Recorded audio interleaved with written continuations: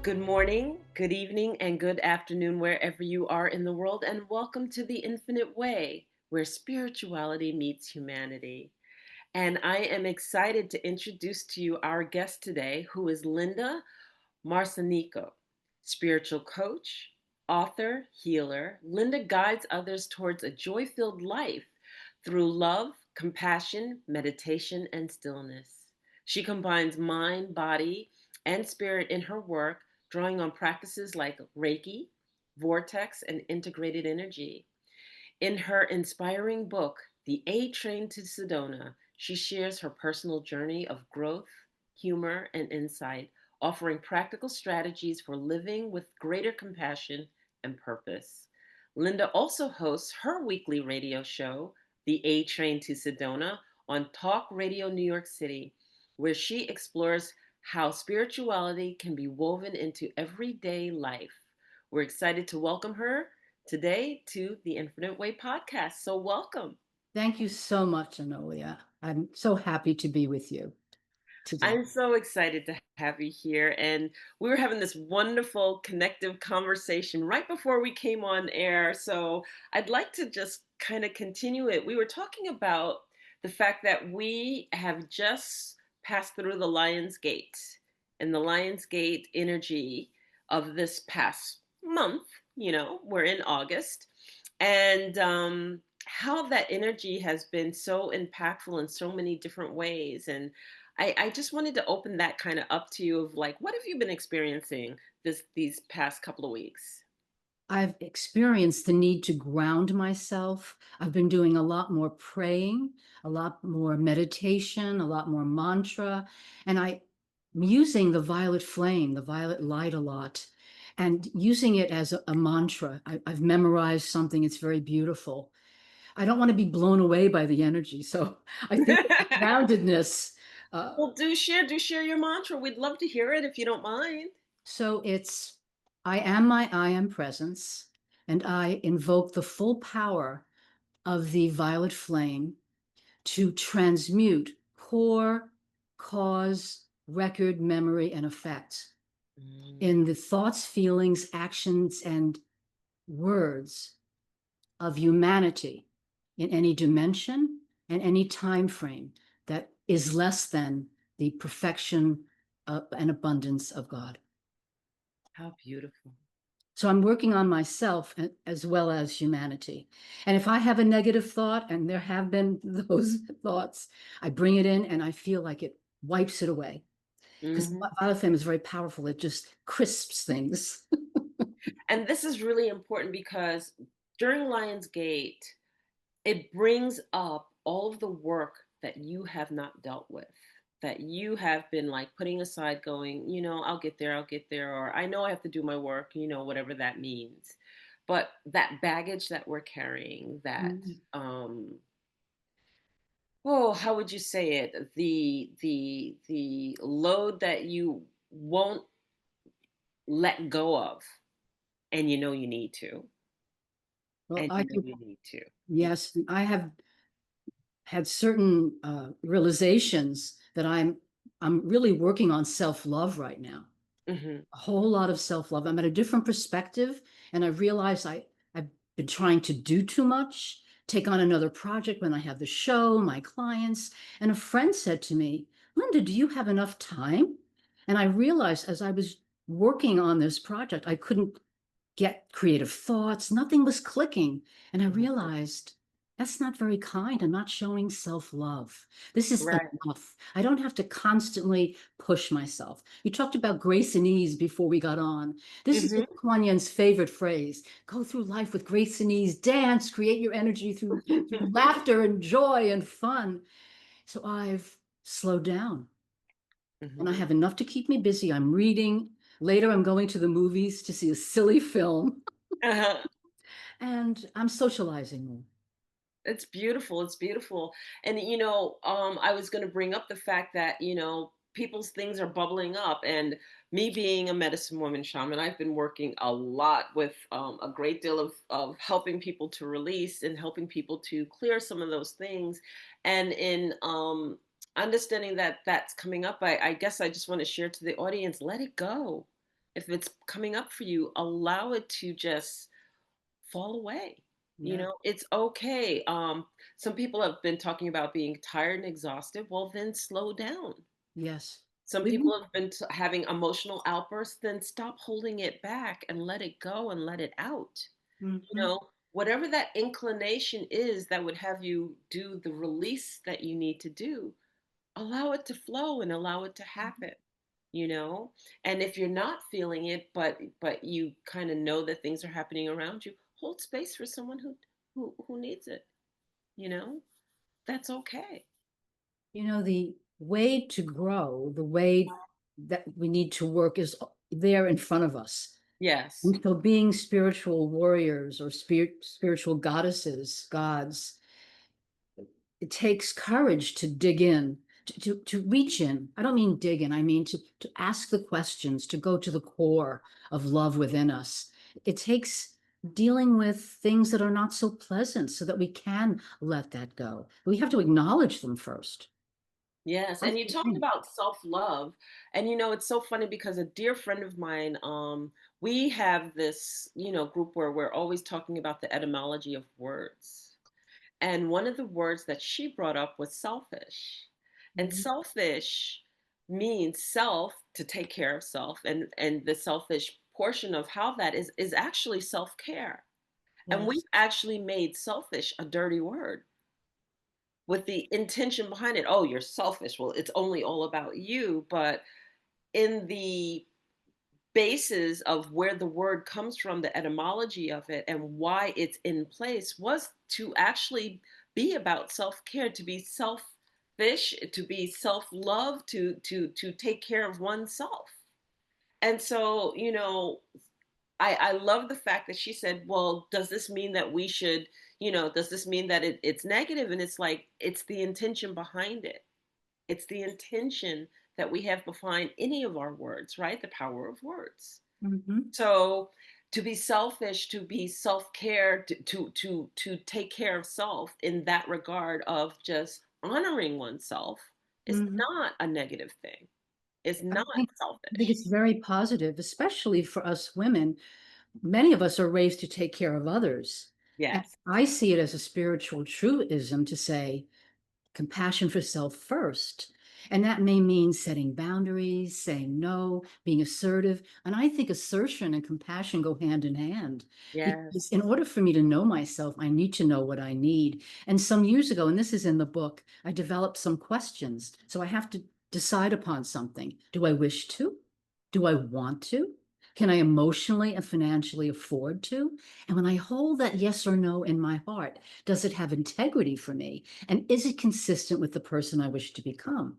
So then through that, I can learn what I truly am able to do, what I wish to and want to do. Mm, And sometimes with assertion, well, when I think of assertion, I think getting my needs met while respecting the rights of others. right. Now I may ask, and so when I ask, I put it out there. My friends know who I am. The world knows who I am. It's been said, I may not get what I want, but I've said it and I know myself more. Now, sometimes we don't get what we want. That's true. And so we need to, sometimes when I don't have anyone to go to dinner with, I take myself out to dinner. Sometimes I work on the younger self, the children within, and give them what they need. And that's a lot of the work. So putting ourselves first is, I think, necessary so that we do not become depleted and resentful. With assertion, anger is diffused because we're saying things in bits and pieces. And so it Yeah. doesn't build up. And I want to go two places with that. First of all, what is the tendency that we have to do when we're not doing what you just shared is we tend to martyr ourselves. We Mm, tend to believe that, oh, I'm showing how much I care because I'm doing it at the detriment of myself. Okay. And that's not what we're talking about because you do anything at the detriment of your own care, you're not serving anybody. You're not doing anybody a favor. So you shouldn't be doing anything at the detriment of yourself. You should be doing it in balance with what you can offer and what you can receive. But the other piece that I wanted to do is tell us a little bit more about your work, your book. Let's start off with your book, The A Train to Sedona, right? So it was in around the time of 9/11 Hmm. that I was looking for something, and I was looking for a spiritual group. And once 9/11 happened, Hmm. I felt bereft.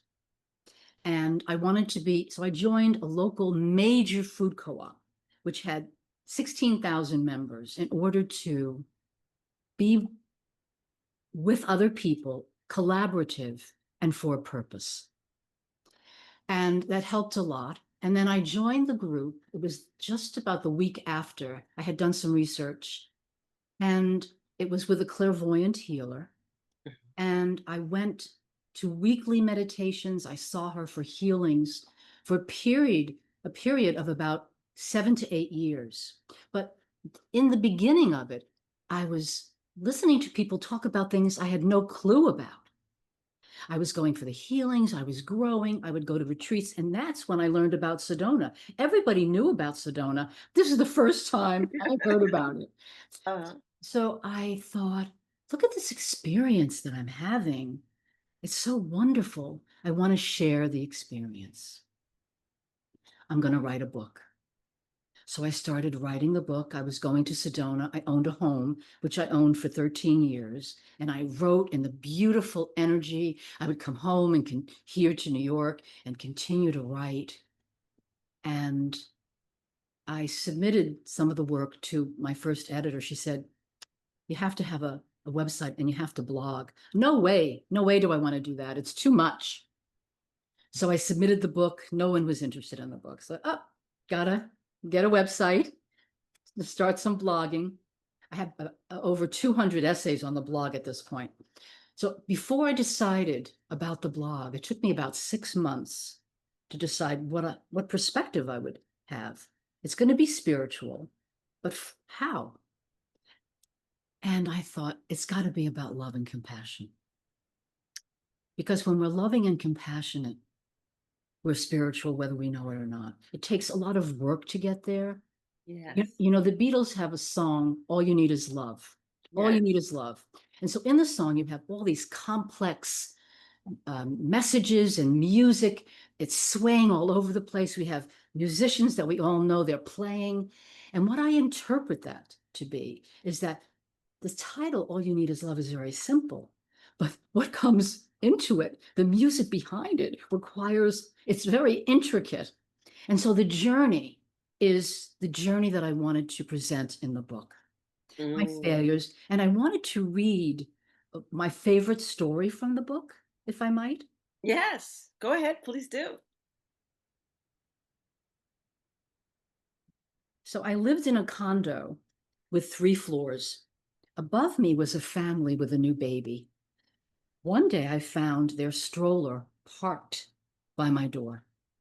I asked them to place the stroller in the outer vestibule or up 6 steps on a landing out of the range of my doorway. It was literally, as I opened my door, 3 feet from the door. Okay. And I was just very sensitive to it. But anyway, they refused. For months, we went back and forth, exchanging conflictual words. This is, of course, one of my failures. I spoke with the father, the mother, who did not wish to discuss this. Of course, she was busy being a new parent. So the tension in the building was thick and the energy was heavy with no resolution in sight. I went on for a while and I was very unhappy. I'm sure they were very unhappy. In retrospect, I could have volunteered to fold and move the stroller myself, but in my rigidity, regrettably, I didn't offer. So with no more discussion and a stalemate, time passed. And I think an angel must have whispered in my ear. I decided to focus on love, reciting, I am a bodhisattva, which is a person who is on the path of awakening. So Yes. here I am working to create this sensibility. As I entered the building to see the stroller, I held love rather than anger around this impasse. And I repeated, coming back from work, coming out of the apartment, I am a bodhisattva. I am a bodhisattva. One day I came home and the stroller was gone. It had been moved, and the baby buggy was never again placed in front of my doorway. Now, my interpretation is the power of love is unmistakable. And my love vibration was communicated to Mary. Now, we each forgave the other and became friends until she moved. Mhm. This is, as I said, my favorite story of my Yeah. failure, which I was able to shift, luckily, by listening to my angels. So I talk about choosing love over fear in the book, and we Hmm. have many opportunities to do that because the third dimension is filled with a lot of fear and anger. The Yes. ego is third dimensional, but spiritually, love is all there is. So it is really our task to look at what we need to, as you said before the broadcast, to let go of things. We can work with grieving, journaling, talking with friends, seeing a professional person.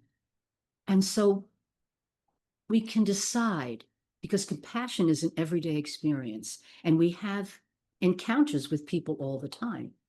And so I encounter somebody, I don't like what I'm feeling. Rather than blame the other person, Hmm. ask myself, what does this say about me? What can I learn here? And that's the work, really, to look within and to find the core of love within us. And we have these opportunities all the time. So we fail. We and we know that universe is going to send them again and again, not to punish us, but to help us Right. grow. As Right. we fail, we pick ourselves up, brush ourselves off. There's no judgment, and we wait for the next adventure. And I love what you shared, and I love that story because what you are saying is let the love that's already within you amplify. Mhm. See, we have this human experience, and a lot of times what we do is we allow the happenings of that human experience dictate to us how we should feel because of the way that it comes at us.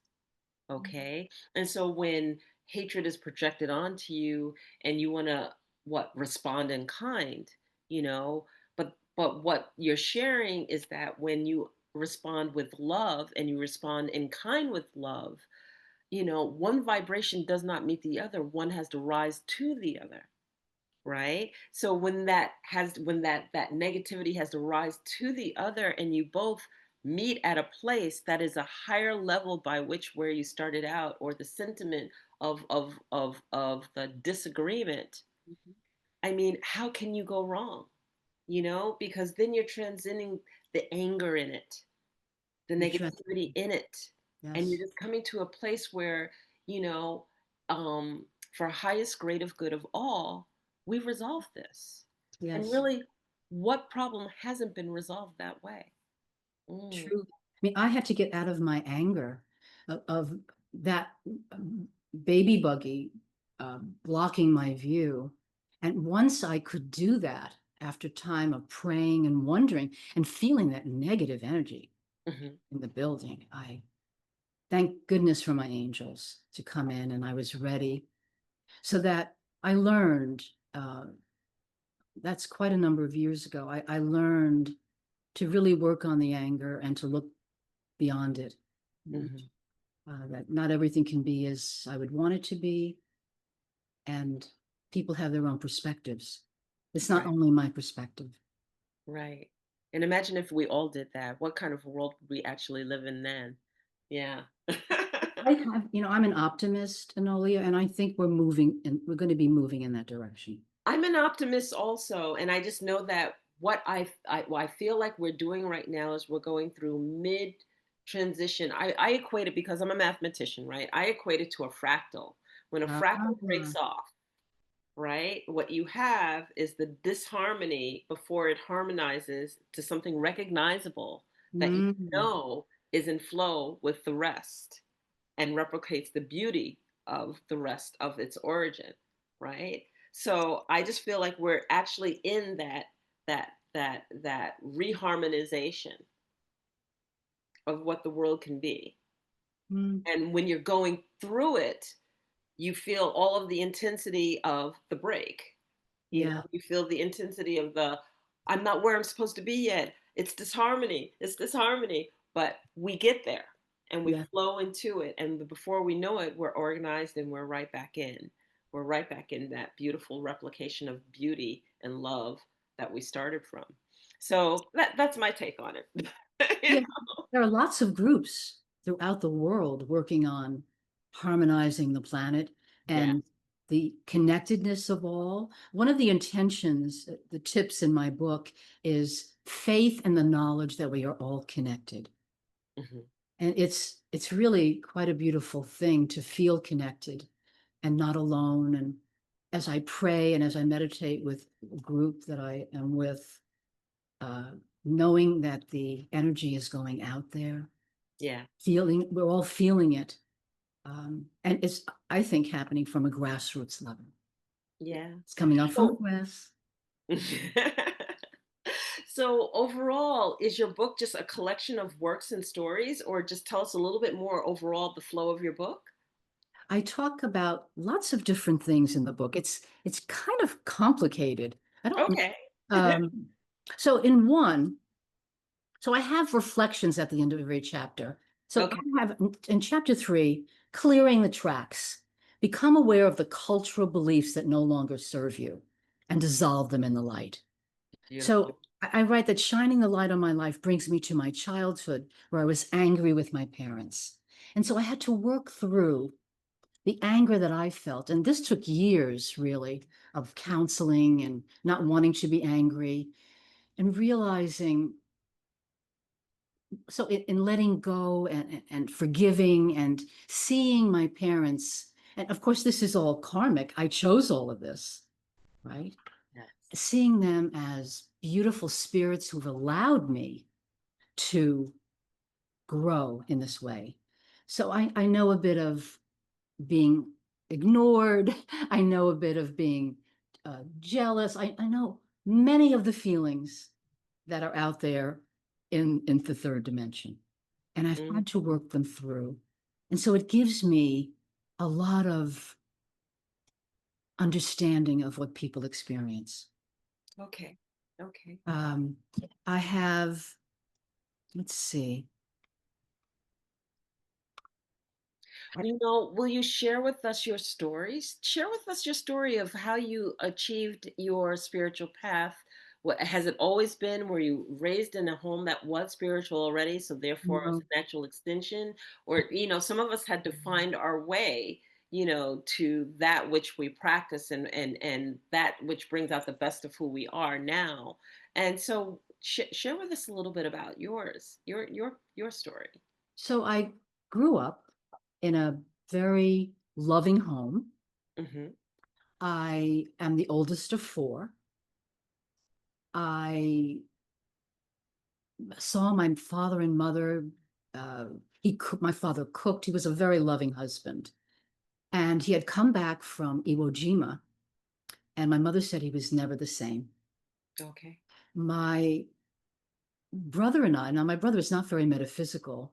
So my brother said to me, what do you think? So I'm going to tell you, my father was in a boat and the boat was going to the shore at Iwo Jima. And his stomach was so sensitive that he couldn't wait to get to the shore where he could have been killed. So he gets on shore, he steps this far from a mine. Mm. And so I said to my brother, what do you think we were doing when Dad was on the shore at Iwo Jima? He said, we were telling him where to walk. Okay. So anyway, he came back luckily and had, not luckily, by de decision, really, Um, and I went to parochial school. I I felt uh, as I said, I felt overlooked. So in senior year, I'm dating somebody much older. We're having unprotected sex. I get pregnant. I get kicked out of school.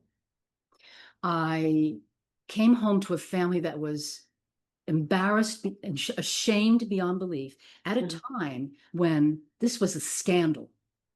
So I internalized all of their shame, their depression, and I had to work through all of this. And this is in a chapter in a book that Sarah Jane has put together. This is Okay. in my book. This is I didn't become selfish, I became harder to manipulate.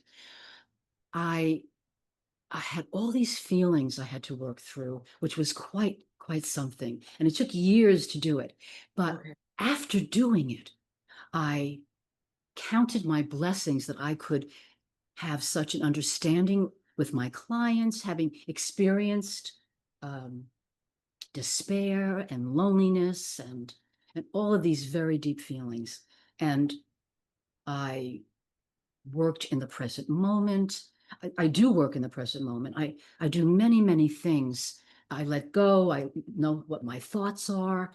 I look at my uh, habitual behavioral responses, and Right. I work to be as loving and compassionate as I can be in the present moment, understanding the influences of my childhood, but not dwelling there. So I've come to be at peace with my childhood. Hmm. I have a wonderful son. He and his wife gave me two children. I have grandchildren. And then I wanted to have other children.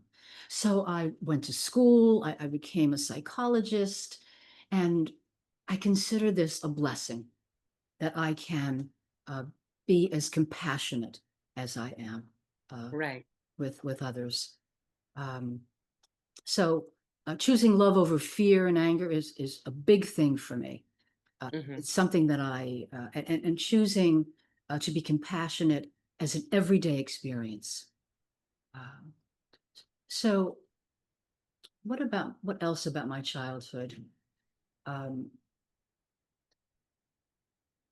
yeah, I think that pretty much sums up. The book is more richly describing all of this, of course. Right, right, right. And so how did you come upon your first spiritual endeavor in the midst of all of this? My sister gave me a book on yoga, Okay. and I'm sitting on the floor of my living room, and I closed my eyes and I thought, I am connected. I saw universe in my third eye. I said, I am connected. I am connected to everyone. God is within me. I am within God. This is the most important moment of my life. And I then searched for a spiritual person to to guide me, and that's what brought me to the group that I was part of for eight Mm-hmm. years, and that took me to Sedona. Now, my upbringing was very dogmatic, uh,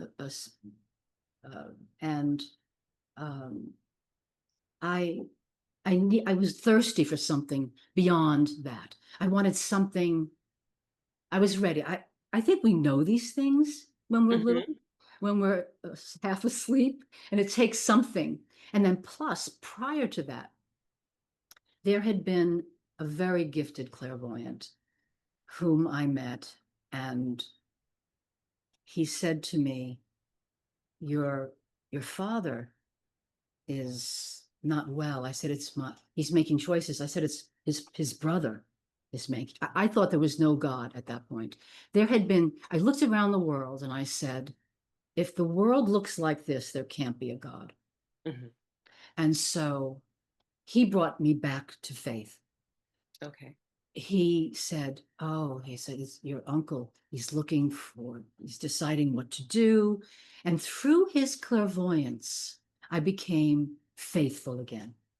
Hmm. I believed him. His energy was beautiful energy.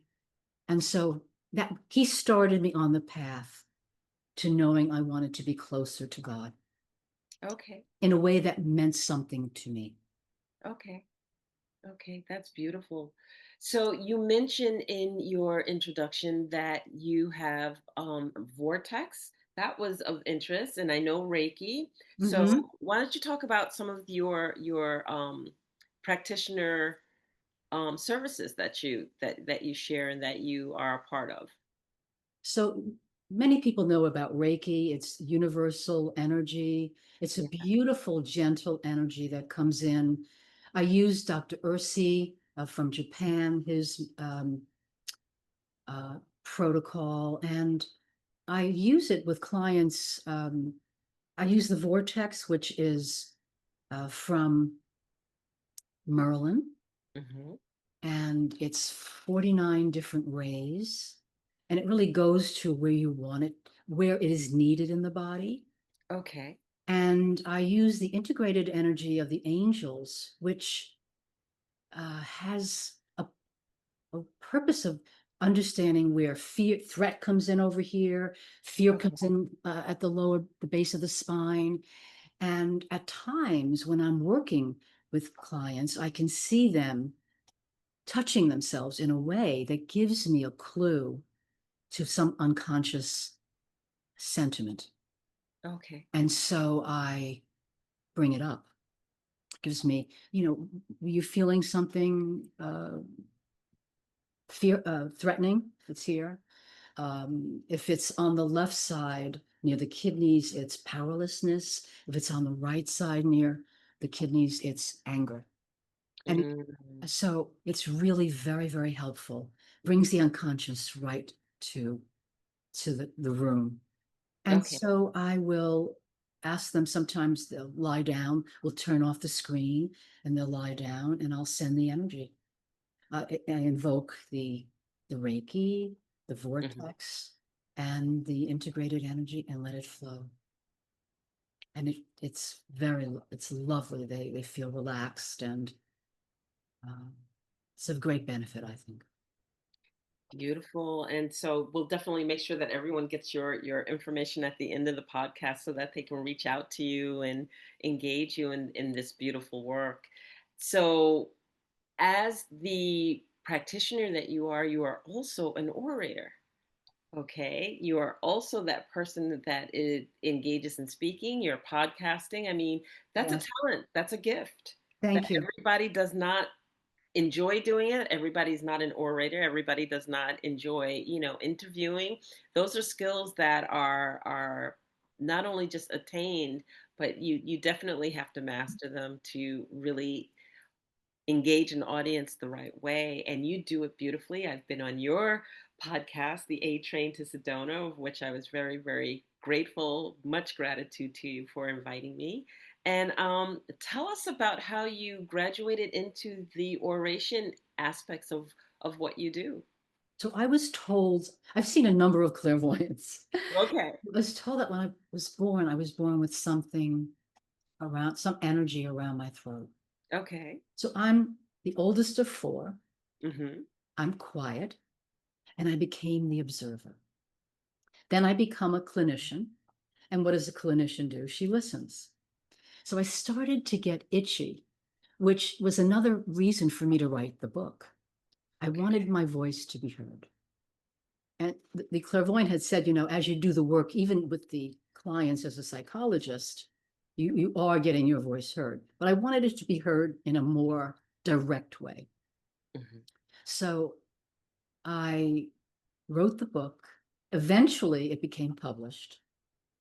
And I had said out loud in my apartment, I'd like to be on the radio. 3 days later, my publisher calls me and says, she, what did she say? Can you speak? I have an opportunity. And she asked me, she said, I spoke to Sam Leibowitz. He's the founder and executive producer of Talk Radio New York City. He wants someone to head a spiritual show. Are you interested? So I spoke to Sam, and my first broadcast was October 23, 2024. And he said to me, Linda, you're going to be terrible at the beginning. And I thought to myself, not too terrible. And I I watched myself a couple of times, and he had said, watch your endings and beginnings. I'm sure they were choppy. And then I watched myself and learned, a picture, a video is like A 10,000 thousand words, or words. I don't know, maybe Yes. a million words. And I learned from people. And the idea for the A Train to Sedona is to share the work of people who can expand the listener's view of their mind, body, spirit, wisdom. Okay. to say, well, this person is doing transformational coaching. The first woman I had on was a medium from Quebec. Uh-huh. She was lovely. She had just written a book. I have met many coaches. I had a lovely uh, clairvoyant healer who goes into the blocks behind things that we don't know about. And her energy was just so sweet and kind. And next week I'm having Hugh Massey. He's a man who at 12 lost his father, and Mm, he started a group called Boys Without Fathers. okay. And we connect on love and compassion. Some time ago, I had Deepak Saini, and he's a coach, and a lot of Canadians. Um, and I had him back again to talk about the fact that he wants to be a centenarian. So I want to live to that age and more. So we talked Uh-huh. about what we do, to have good health. And I had a wonderful gal from Patty Hoyt from Hawaii. And the night before she texted me, she said, Linda, there, and I didn't get it until the morning. We have a tsunami warning. I don't know what I'm going to be doing in the morning. So I prepared a solo show. And 40 minutes before we were about to go on, she texted me, I'm on, I'm there. And I celebrated that. I said, you are quite something that you can get from uh, your experience. She was packing up clothes to leave and be able to do your show. And I thought, wow, I was going to go on to, I wasn't going to have a recorded episode. I was going to do a solo. Mhm. Another wonderful guest was Anne Mortifee, who has the Order of Canada. She's a gifted singer. She's um, a very spiritual woman who lives life. She was a singer at 19. She went to Broadway, and Mhm. they wanted her to do Promises, Promises. Mhm. And she said, I can't sing that for two, I can do it for 6 months. I can't sing that song for more than that. Is that if you don't do it for 2 years, you'll never work on Broadway again. And she said, no. She went back to Canada and she had offers of beautiful projects within Canada. She Beautiful. lives from her heart. And we resonated so. Um, so these are to inspire the audience. I really want to inspire my audiences to have hope. Um, I have just, there have been many, many. I don't know if you want to hear more about my shows, but it's been a learning experience because I often find myself saying, one guest says this and one guest says that, because really they're experts. They are experts, and that's the beauty about being a podcaster is you meet so many phenomenal people who Mhm. bring such a plethora of skills to the table that if you're like me, I'm a generalist. I love learning about everybody and everything. I Mhm. don't have like a single focus where I only want to really hear about this. No, to me that would be, I'm sorry, it would be boring. I like learning about everybody and how one can complement the other or how one takes a different viewpoint of the same exact thing, Yes, approaches it completely a different way because yes. then it allows me to have a broader perspective on Mhm. what's being shared. Yeah. Absolutely. We learned so much. I wanted to read a reflection for you at the end of Okay. every chapter. So what I didn't tell you was that when I wrote the book, it was very technical. And that's why people didn't like it. The publishers didn't like it. And I met Jared Rosen. He was also on my show. He's a Okay. book whisperer. He said, Linda, you have to tell stories. And after every chapter, I want a reflection. So I want to share this reflection with you. Okay. Living in love is quite an achievement as well as a prize. I feel light when I'm in love with myself, with my family and friends, with my writing, with my work, with clients. The day is brighter. even if it's raining when I'm living in love. The glass is half full. People smile at me. I hear the birds. This reminds me of a blog I wrote. I came out of the gym after a workout one summer day several years ago. Remember that the gym is air conditioned, and the heat of the summer air smacked against my body like a turbulent beach wave. It was 80 degrees at 8 a.m. Instead of bracing myself against the heat, I moved through it. I felt as though my molecules expanded to allow my passage. I crossed the street and came upon a bird perched in a tree singing. This was a beautiful song that I would have missed had I been distracted by my irritation at the heat wave. I was filled with joy hearing the music, and it carried me further into the morning. I am uplifted by love and joy. You can be moved too. The energy of love surrounded me, and it's a wonderful way to begin the adventure of a new day, a new opportunity to flow with this awesome energy. Very nice. And there was another story I told, and I'm right near Prospect Park in Brooklyn. Yes. And I used to go in with my headphones, moving to the music, running. I was running half an hour at the time. And I heard telepathically, leave the buds at home. It was actually a Walkman or more primitive, Yeah.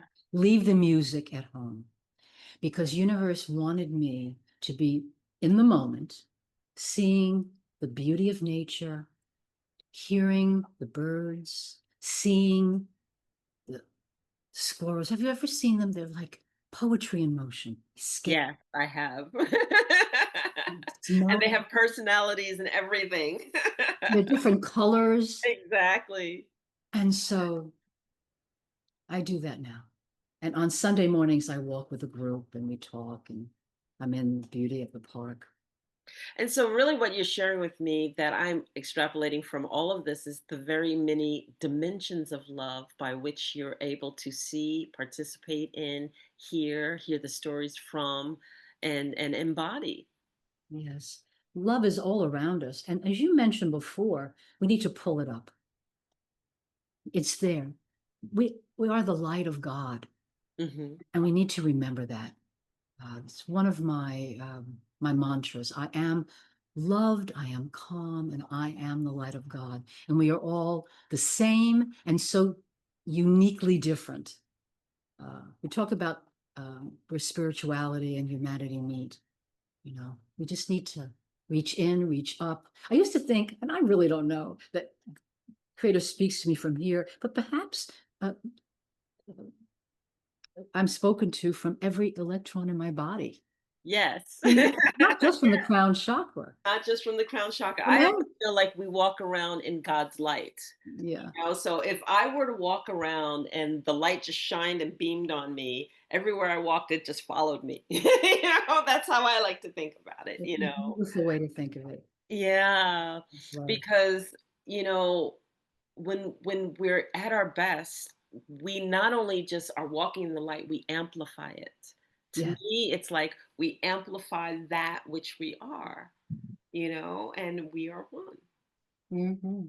So it's so beautiful. And, we could continue talking about this forever. I love talking to you. We're coming up on an hour. But one question I had for you is that does Sedona hold a special place in your heart? And did something take place in Sedona? Because I noticed that your book is named that, your podcast is named that. You were talking about the discovery of Sedona. Does Sedona hold a special place in your heart where something happened or? I owe my spirituality, um, the effervescence of my spirituality to Sedona. Um, the energy, and now a lot of people go and they don't feel anything. The Hmm. energy feels like you're smoking marijuana. Hmm. I must tell you. Yes, because it's a high. There's a high there that Hot. if you're tuned into it, especially with the vortexes that are there and the various places when you can hike and climb, go Yes. from the corner of a beautiful, beautiful mountain pass and just like be blown away. But Absolutely. So there was one time I had gone to Bell Rock. The two that I used to go to most often were Bell Rock and Airport. And I have to tell you a story about Airport. So let me just say that one day, two stories. One day, um, I had come off of Bell Rock mhm, and I opened the car window to get ready to drive. And my glasses, I don't remember where they were, whether they were here or on my eyes like this. They came off me and they go like this and they fall to the ground outside. okay. And that was for me to remember I was getting in a car and I needed to ground myself. So the other story, and I hope we have time to tell it, I had been on Yes, we do. We do. have a group. We're going to Sedona and there's a drought. And we heard stories of the coyotes coming in and eating cats and dogs. They were starving. So anyway, we're at airport and it's dusk. The leader, Anita, is conducting the meditation. We're sitting on our pads and I hear what I think in my mind are people rowdying, making loud noises, partying. And I think, oh my goodness, they're drinking and carrying on. It's the coyotes that are getting ready to attack us.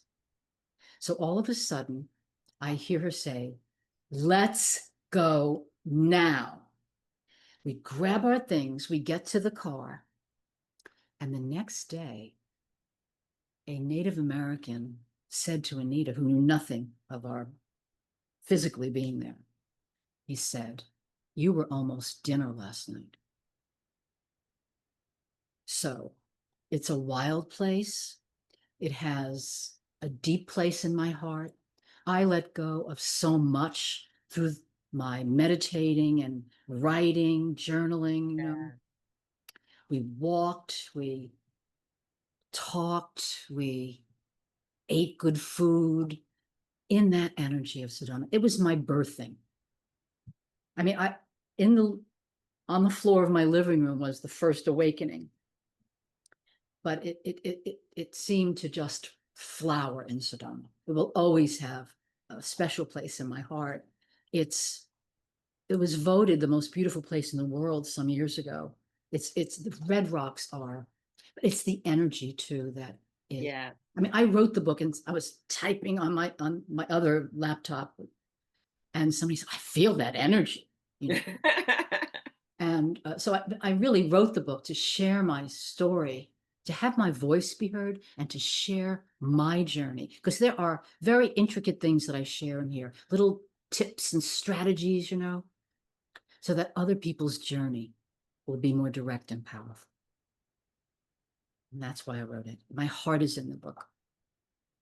I love this. Oh my goodness, so beautiful, so beautiful. And I want to reserve the right to invite you back and to continue talking to us. I Please. absolutely love it. And is there anything that you want to leave our audience with? Any tidbits or anything that you want to share with this audience right here and now? That compassion is an everyday experience. Our spiritual journey is all about us. And reaching into the compassionate heart segues into our highest potentials. That the journey is within, shift from love to fear, rather from fear to love, and be joyful and hopeful that this is an adventure. And when we can shift from fear to love, we can see this as a journey, an adventure, that and that we're not alone. There are lots of people to connect with, prayerful people, people to go to for counsel, and of course, angels who whisper in my ear all the time. I love it. How can people reach you and where can people get your book? My website is lindamarsanico.com, and I have buy the book page, and they can get it directly from me and get a signed copy, or they could go to the usual Amazon, Barnes and Noble, Walmart to get it regular, or bookstores. They all can order the book. Oh, And I have a free gift on my website on the contact page. It's an earth sky meditation that comes from Sedona, where we bring in the energy of Father Sky mhm. and bring it up from Mother Earth, commingle the energies. Because when we think of Mother, Father, God, we think of Mother having the love aspect and Father having a another aspect, a masculine aspect that brings it together. So it's a wonderful thing to commingle Yeah. those beautiful energies of Father Sky and Mother Earth. Okay. And then we'll also gather that information and have that down in the description here after your bio so that when people listen to this episode that they'll be able to reach out to you if they choose to. I just want to say thank you. Thank you for what you bring. Thank you for what you give to humanity. And your words are powerful. And your contribution in your writings is just so beautiful. And please don't stop. It is so needed and so necessary at this moment, this time, and in this space. So thank you for what you bring. Thank you for inviting me. Thank you for listening and sharing and having my voice be heard. Thank you, Enolia. You're so welcome. So if you like what you heard, please, please, please do subscribe. Please share this with someone who needs to hear these words. They are powerful and they are so needed in a time when peace and calm need to be sought Yes. and beauty needs to be sought. So, like us, subscribe to us, come back and look for more of Linda. And this has been another episode of The Infinite Way, where spirituality meets humanity. I am Dr. Enolia, your host, and we look forward to seeing you next time on The Infinite Way. Take care, everyone. Bye bye.